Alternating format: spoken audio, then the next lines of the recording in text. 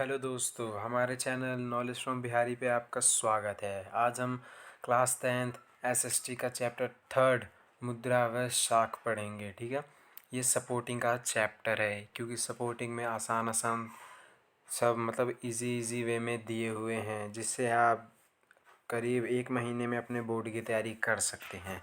चलिए पहला पढ़ते हैं हम याद रखने योग्य बातें।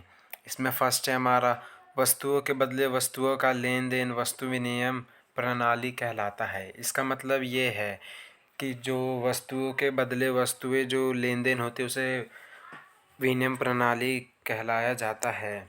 जैसे कि एग्ज़ाम्पल में हम लेते हैं कि जैसे आपको एक जूता चाहिए, आप किसी दुकान पर जाएंगे तो उस समय पैसे से नहीं, उस समय किसी वस्तु से आपको, जैसे आपको जूता, आप ग्राहक हैं, आप दुकानदार को जूता देंगे और अरे सॉरी, आपको जूता चाहिए और दुकानदार बोले कि मुझे जूता ज़रूरत है और तुम्हें जूता ज़रूरत है, लेकिन जो दुकानदार है वो बोले कि हाँ मुझे जूता तो नहीं चाहिए लेकिन उसके बदले मुझे एक कॉपी चाहिए, तो आप उससे जूता ले लेंगे और वो आपको एक कॉपी, वो और आप उसको कॉपी दे देंगे एक। ठीक है, ये एग्जांपल हो गया वस्तु विनिमय प्रणाली का। इसका मतलब है कि साफ साफ वस्तुओं का लेन देन करना। अभी हम पैसे से कोई सा भी चीज़ खरीदते हैं, कुछ भी खरीदते हैं, हर चीज़ पैसे से ही आजकल चलती है, लेकिन उस समय वस्तु विनिमय का टाइम था, उस समय हम वस्तुओं का लेन देन करते थे।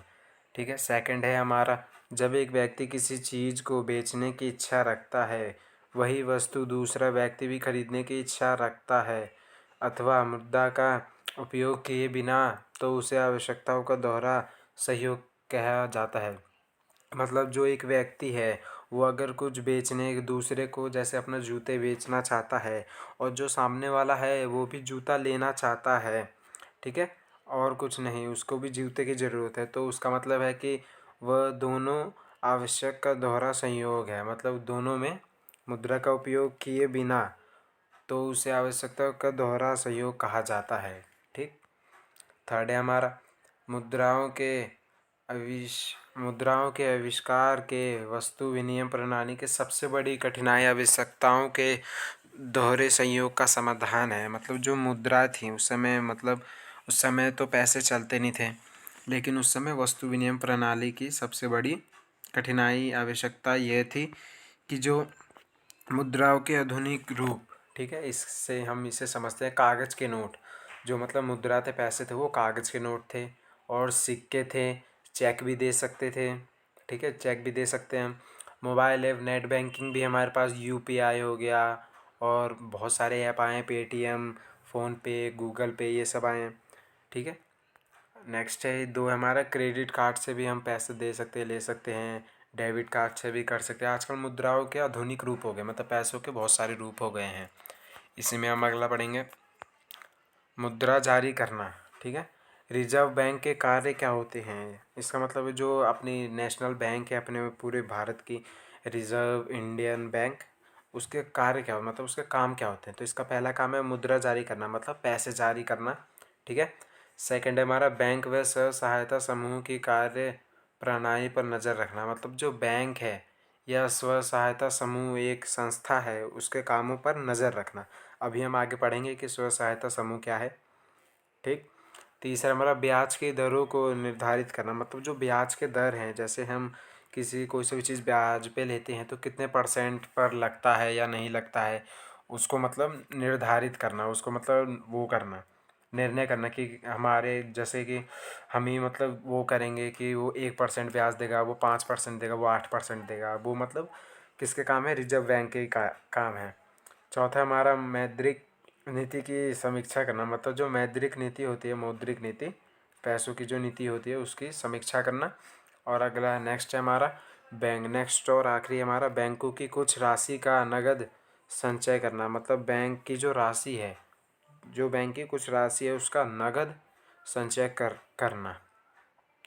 नेक्स्ट है हमारा साख एक ऐसा समझौता है जिसके तहत ऋणदाता उधारकर्ता को धनराशि, वस्तु एवं सेवाएं इस आश्वासन पर उधार देता है कि वह भविष्य में उसका भुगतान कर देगा। साख मतलब होता है कि जैसे हमने साख लिया, किससे लिया? ऋणदाता उधारकर्ता से, मतलब जो साख देने वाले हैं उनसे हमने धनराशि लिया।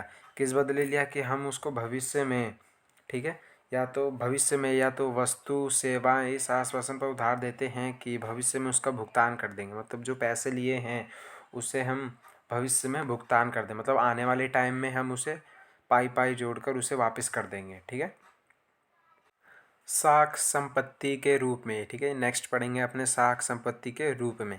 त्योहारों के दौरान जूता, इसे ध्यान से सुनिएगा, इसमें कोई समझाने वाली बात नहीं, एक स्टोरी है, ध्यान से सुनिएगा। ठीक है, त्योहारों के दौरान जूता निर्माता सलीम को 1 महीने के अंदर भारी मात्रा में जूता बनाने का आदेश दिया। मतलब जो त्यौहार आए थे उसमें जो एक व्यक्ति था सलीम नाम का, उसको मतलब जूते बनाने का भारी आदेश दिया गया। ठीक है, इस उत्पादन को पूरा करने के लिए वह अतिरिक्त मजदूरों को काम पर ले आता है और उसे कच्चा माल खरीदना पड़ता है।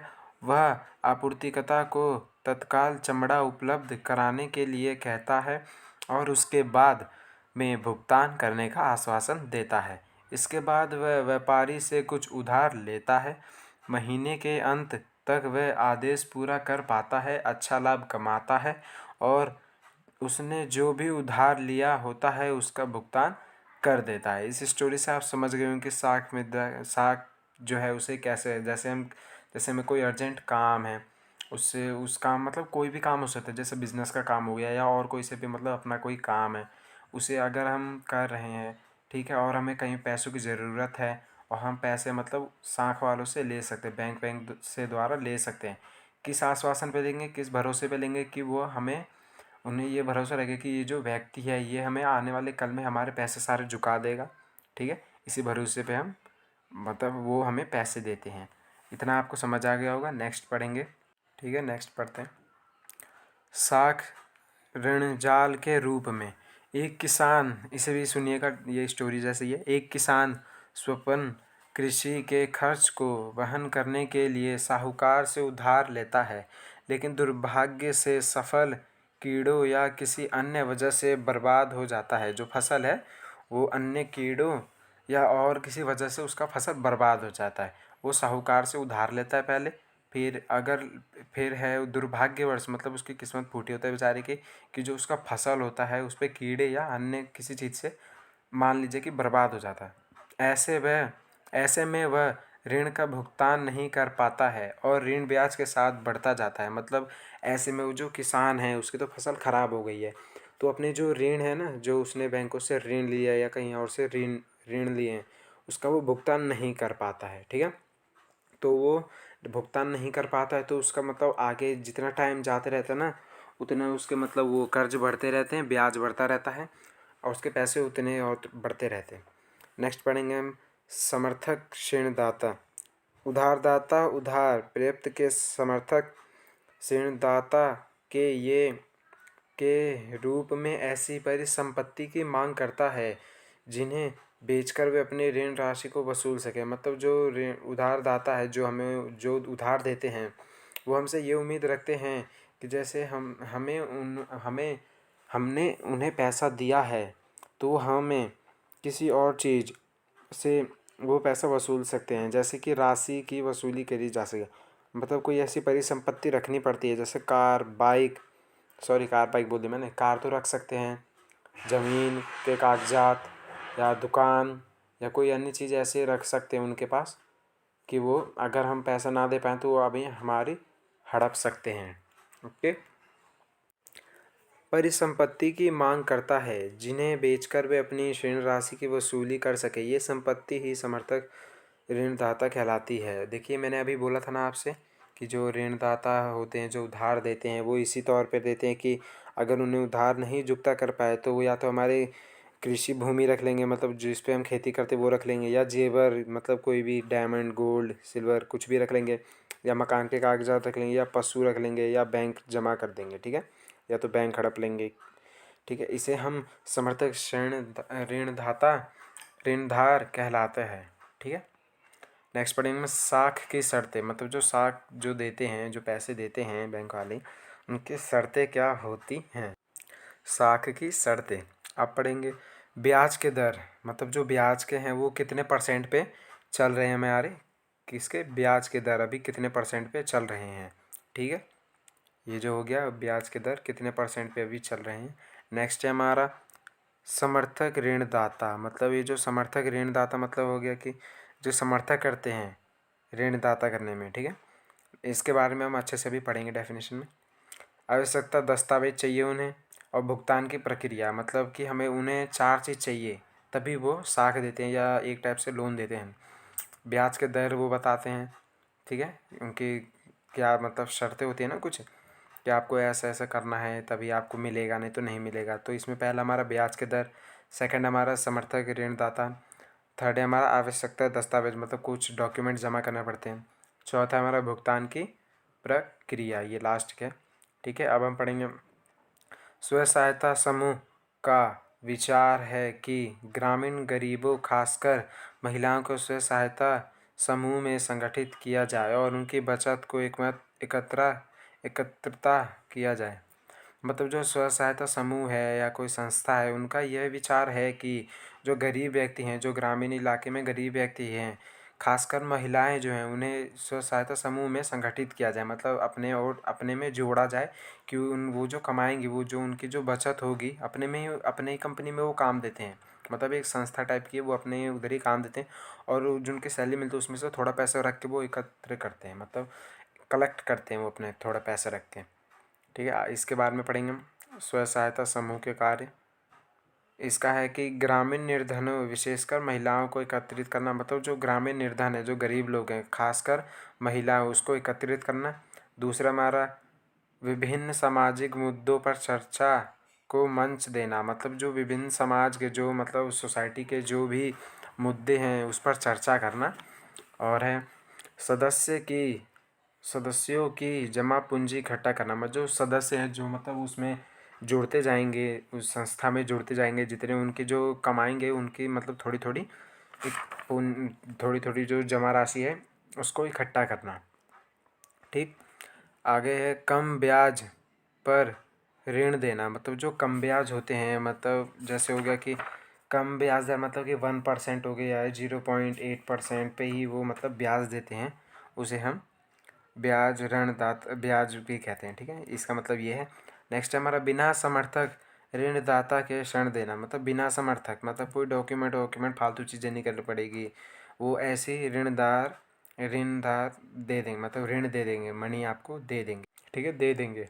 आगे हम करेंगे 1 अंक वाले प्रश्न। मतलब जो MCQ है, इसमें 10 MCQ है, उसे हम इसी में ही निपटा लेंगे। चलिए अब हम इसे कर पहला क्वेश्चन है हमारा मुद्रा के आधुनिक रूप में कौन शामिल है।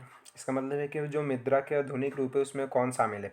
ए ऑप्शन है हमारा कागज़ के नोट, बी ऑप्शन है हमारा सोने के सिक्के, सी ऑप्शन है हमारा चांदी के सिक्के, चौथा ऑप्शन है हमारा तांबे के सिक्के। इसका आंसर होगा हमारा ए, फर्स्ट आंसर होगा इसका कागज़ के सिक्के। ये जो फर्स्ट है इसका मतलब है कि कागज़ के सिक्के हैं।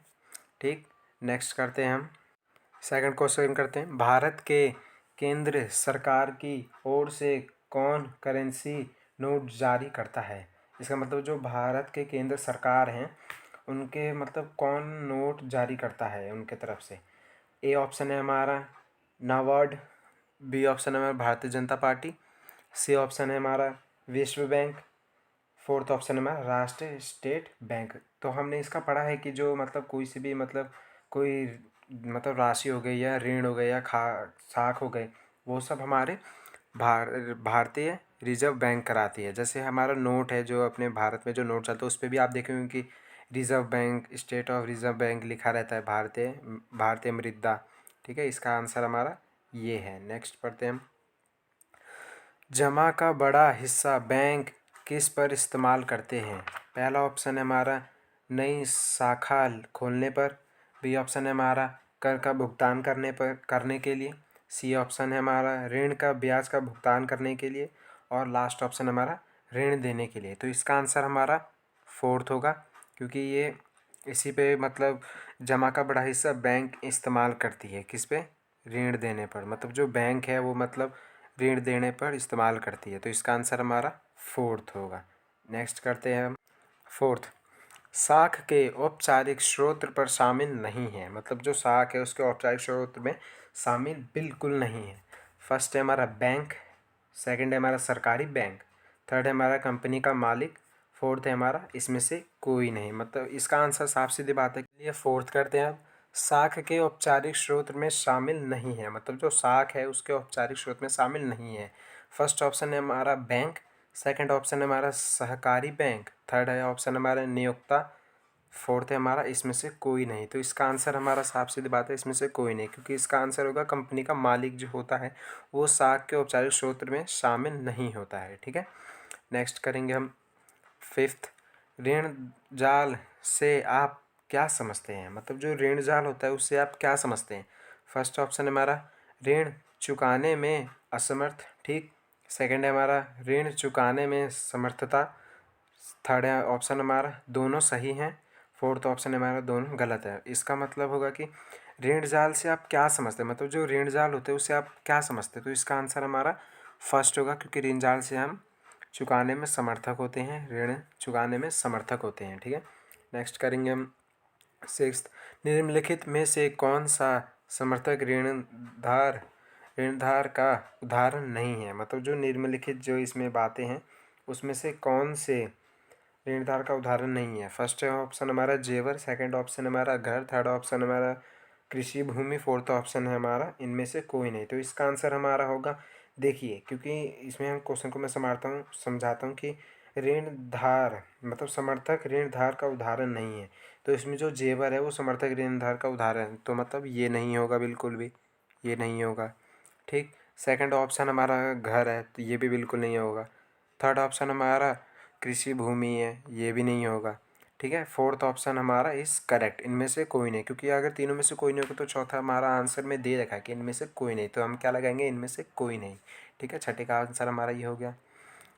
सेवन्थ करेंगे, स्व सहायता समूह में बचत का ऋण संबंधित अधिकतर निर्णय लिए जाते हैं। पहला हमारा बैंक, ठीक है, दूसरा हमारा सरकारी द्वारा, तीसरा हमारा सदस्य द्वारा, फोर्थ है हमारा गैर सरकारी संस्था द्वारा।